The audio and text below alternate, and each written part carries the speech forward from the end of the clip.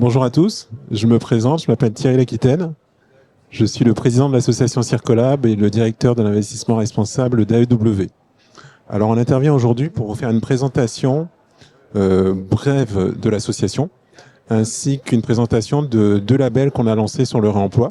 Et c'est Apolline van der Spitten qui fera cette présentation, de la société Géon, et une présentation d'utilisation concrète de ce label par Noé Bach, le directeur et fondateur de Moebius.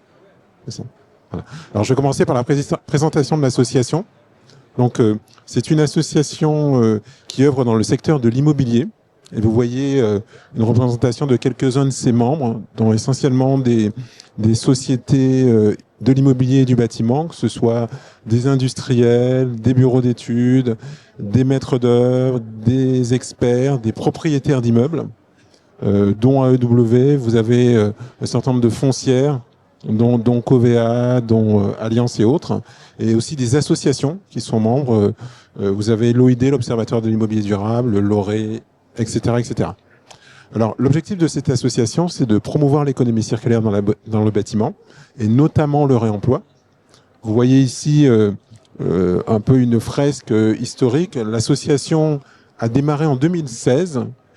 On a fait les premières réunions avec des propriétaires d'immeubles pour voir quels étaient les freins au réemploi des matériaux de construction, donc des composants du bâtiment, et voir comment on pouvait lever ces obstacles de sorte à faire circuler les matériaux d'un bâtiment à un autre. C'est-à-dire qu'on avait déjà des expériences de réemploi au sein de nos portefeuilles d'immeubles, et on s'est dit comment massifier ce sujet en échangeant, en se partageant, en vendant, en proposant des matériaux à d'autres maîtres d'ouvrage sur d'autres bâtiments. Donc on a commencé en travaillant à partir d'une étude de l'ADEME sur les freins, obstacles, réemploi, et on a de manière systématique regardé tout ce qui bloquait pour essayer de débloquer les situations. En 2018, on a créé officiellement l'association, après avoir rédigé une charte d'engagement en faveur de l'économie circulaire. Et donc l'association existe depuis début 2018. Alors qu'est-ce qu'on fait dans cette association? On a des plénières tous les 2 mois. On a des groupes de travail sur des sujets qui correspondent aux besoins et aux problématiques qui sont exposées par les membres, que ce soit des questions d'assurance, de traçabilité des matériaux, d'indicateurs de la performance du réemploi, indicateurs notamment environnementaux, carbone et autres. On a travaillé sur des diagnostics aussi. À l'époque, on appelait ça des diagnostics ressources, qui étaient en fait les précurseurs du diagnostic PEMD. On a aussi créé des labels. En 2020, on a lancé le premier label dédié au réemploi, donc qui s'adressait aux constructions neuves et aux rénovations. On a aussi lancé un certain nombre de trophées, un trophée étudiant en 2021, où on fait plancher des étudiants d'écoles d'ingé et d'archi sur des cas réels. Donc on a une centaine d'étudiants qui, tous les 2 ans, participent à ce trophée. Donc la prochaine édition c'est en 2026, en juin 2026. Donc si vous êtes intéressés, venez nous voir. Et la prochaine sera après, en 2028. Et on a aussi lancé un trophée de l'innovation. Trophée de l'innovation pour des entreprises qui œuvrent dans le secteur du BTP, dans les sujets de l'économie circulaire, qui peuvent candidater. On a eu la première édition l'an dernier.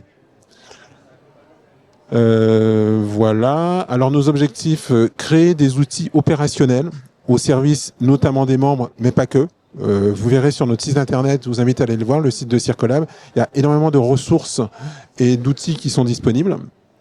On travaille aussi à la sensibilisation des acteurs de l'immobilier à travers des événements, des conférences comme celle-ci, des manifestations, la participation à des salons.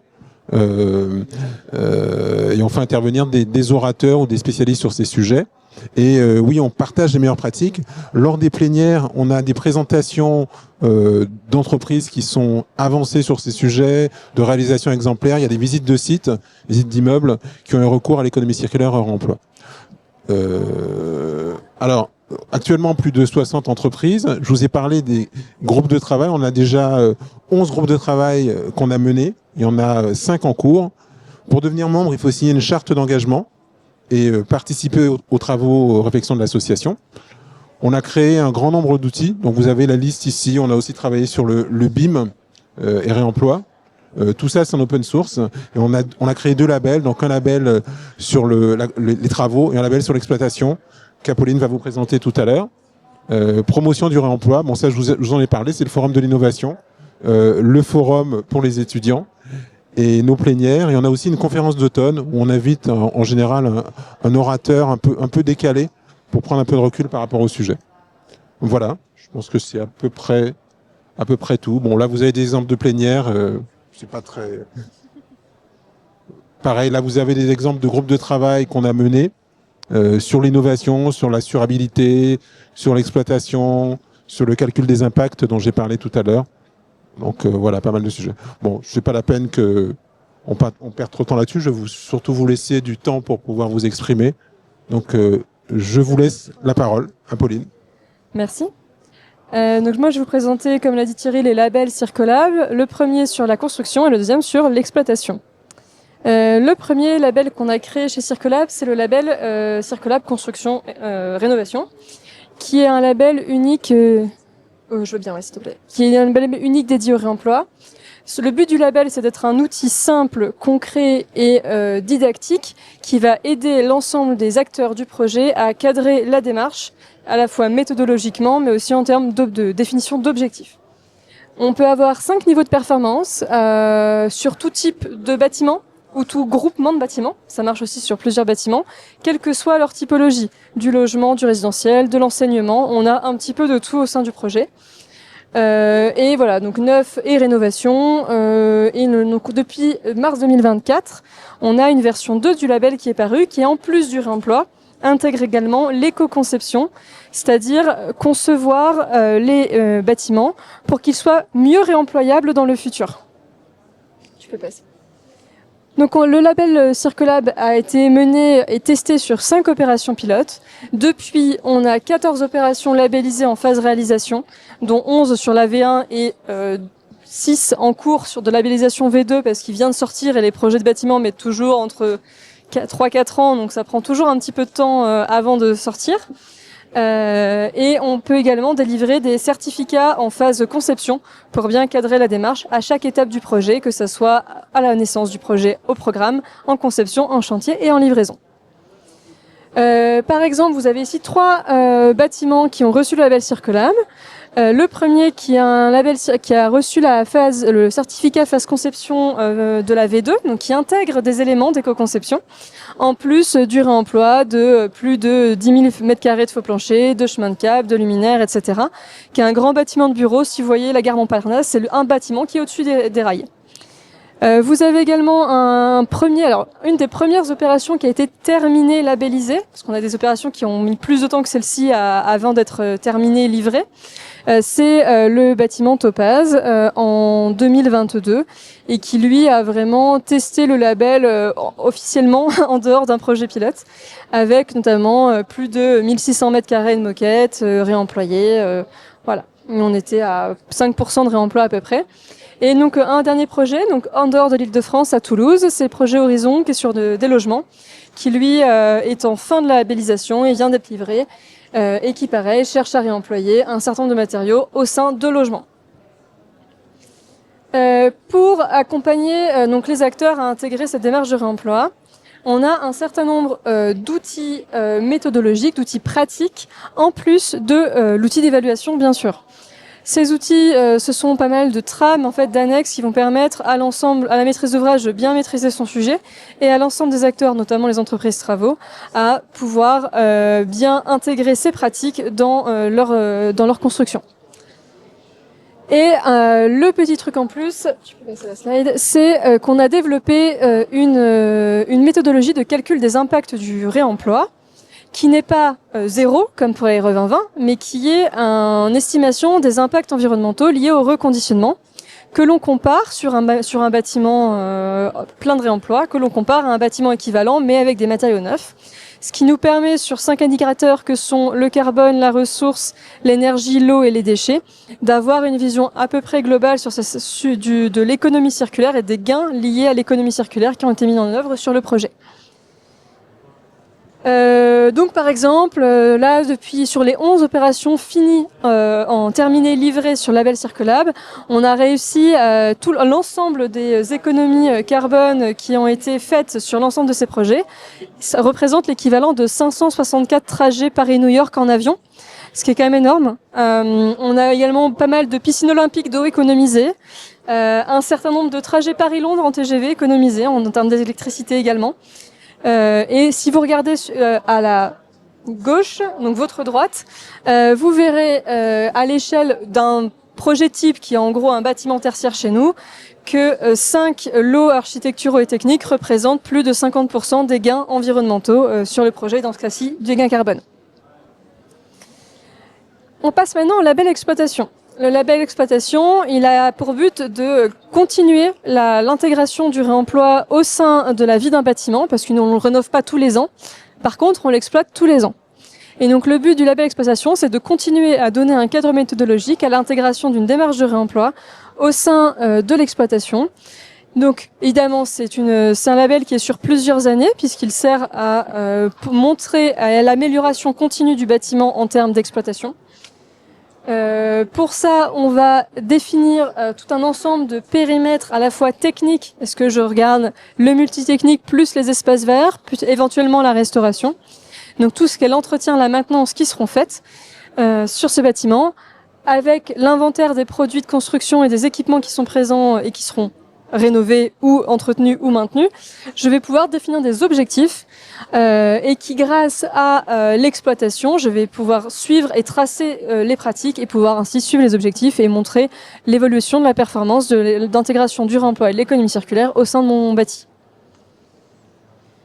Donc il y a pas mal d'acteurs au sein du label exploitation, mais ce qui est important de noter, c'est que le demandeur du projet peut être à la fois le propriétaire du bâtiment, le locataire, si jamais par exemple il utilise l'intégralité du bâtiment, mais également le mainteneur multitechnique qui peut être également porteur du projet. Et donc cette diversité de porteurs du projet ou de coporteurs du projet, parce qu'on a aussi 2 projets pilotes en ce moment, dont un qui est coporté justement par le mainteneur et le maître d'ouvrage qui souhaitaient ensemble développer cette pratique. C'est un label tiers parti comme le précédent, donc c'est-à-dire qu'on a un auditeur indépendant qui va évaluer la performance sur des projets qui ne sont pas affiliés à Circolab, mais c'est pas nous qui allons aider, nous fournir le cadre méthodologique sur lequel on délivre le label. De même que pour le précédent label sur la construction, on a également, en plus de l'outil d'évaluation, un certain nombre de trames et de outils techniques qui vont permettre de cadrer la démarche et d'aider les acteurs du projet à intégrer cela. Et notamment qui permettent de les guider sur comment intégrer le réemploi en exploitation. Et je laisse la parole à Noé. Merci Pauline. Alors très concrètement, donc Mobius, on est à la fois bureau d'études et industriel du réemploi, mais également évaluateur, donc Circolab. Et donc on a un certain nombre de projets qu'on accompagne sur cette certification-là. Donc très concrètement, avec notre équipe, la première des choses donc on va effectuer, c'est sur les opérations. C'est un premier diagnostic, en gros, produits, équipements, matériaux, déchets. C'est vraiment la base de notre travail. C'est justement se dire tout ce dont quoi nos clients sont propriétaires. Et est-ce qu'on va faire du réemploi in situ? Est-ce qu'on va faire du réemploi ex situ? Ou est-ce qu'on va intégrer des matériaux? Donc, le plus simple à effectuer, c'est effectivement le réemploi ex situ. Il y a des matériaux qui sont présents. Et ben, on va tout simplement pouvoir les donner à des artisans ou à des associations. Donc, en échange de leur temps, ils vont venir sur site et ils vont eux-mêmes déposer des éléments et puis les utiliser pour leurs propres besoins. Donc, en effet, ça peut être des radiateurs, des extincteurs comme ici, du mobilier ou sur la slide suivante, des lavabos. Vous allez également trouver des escaliers, ce type d'éléments-là. Et pour des matériaux qui seraient un peu plus complexes à déposer, on va avoir par exemple de la pierre de taille, donc sur la ZAC Saint-Vincent-de-Paul par exemple. On va pouvoir avoir des éléments donc de charpente. On va pouvoir avoir également donc des éléments donc de radiateurs encore une fois en fonte ou des lavabos, de la céramique. Ce type d'éléments-là, donc on va demander à l'entreprise de curage de déposer ces éléments donc pour les mettre à disposition donc soit donc de ces preneurs-là ou alors directement à la maîtrise d'ouvrage qui va le réemployer donc in situ. C'est-à-dire que donc le bâtiment du propriétaire sont ces gisements. C'est vraiment une mine en gros de matériaux et on va pouvoir réemployer justement des chemins de câble, du parquet, du faux plancher technique par exemple, des luminaires ou de la moquette que l'on fait déposer et qu'on va alors pouvoir reconditionner, réassurer et réintégrer dans ce bâtiment-là d'origine. Donc je vous donnais l'exemple d'un matériau qu'on connaît très très bien, le faux plancher technique. Donc on le fait déposer par l'entreprise de curage. Puis la personne qui s'occupe du reconditionnement va alors donc dans une usine reconditionner ces éléments éléments-là. Sur le faux plancher, on va parler de brossage, de ponçage, de réagrafage, par exemple. Et puis, une fois que ces éléments-là sont remis en œuvre, eh bien, ils vont être repalettisés pour être refournis sur site et donc, du coup, reposés, tel que vous le voyez, avec un équivalent technique, normatif et assurantiel équivalent à un produit neuf. Donc, effectivement, c'est ce que nous recherchons et ce que le label Circolab recherche également. Puis, la phase d'après, c'est qu'une fois qu'on a fait le maximum du réemploi avec les éléments qui étaient présents sur site, comment est-ce qu'on va intégrer des matériaux venant d'autres bâtiments dans le bâtiment existant. Donc, avec des exemples ici, comme le projet L'Autre Soi, donc un IEFM qui a été transformé en logement étudiant, où on a intégré des matériaux du plus simple, par exemple, donc du mobilier, comme on peut le voir sur la slide suivante. Tout à fait. Donc ça, c'est des choses qui sont très très simples à intégrer. Et après, il y a des éléments où c'est un peu plus complexe. Donc, comme on peut le voir, on a donc du parquet de réemploi a été intégré dans ce projet-là, comme des lavabos et comme des radiateurs en fonte, par exemple. Donc là, c'est un exemple de logement. On a aussi un exemple donc qui a été certifié donc Circolab. Donc nous sommes rue de Villiers à Paris. Donc ça marche également pour le bureau. Et dans ce bâtiment-là a été intégré. Il y a des dalles sur plot, donc pavage extérieur. Il y a des luminaires qu'on a pu récupérer. Il y a également du carrelage de fin de stock qui a été intégré dans cette construction-là et donc qui a favorisé justement l'atteinte du label Circolab. Et enfin, on peut également parler en gros d'éléments de type d'intégration du parquet, encore une fois des radiateurs. Et à la fin de l'opération, il s'agit alors de quantifier l'intégralité des matériaux qui ont été mis en œuvre. Donc combien de quantité de déchets on a évité, combien de matière on n'a pas consommé, combien d'énergie on n'a pas consommé non plus et combien de carbone n'a pas été émis. Et une fois que tout ça est bien quantifié, avec le référentiel, donc Circolab, on arrive à évaluer justement à quel niveau du label on a atteint le projet.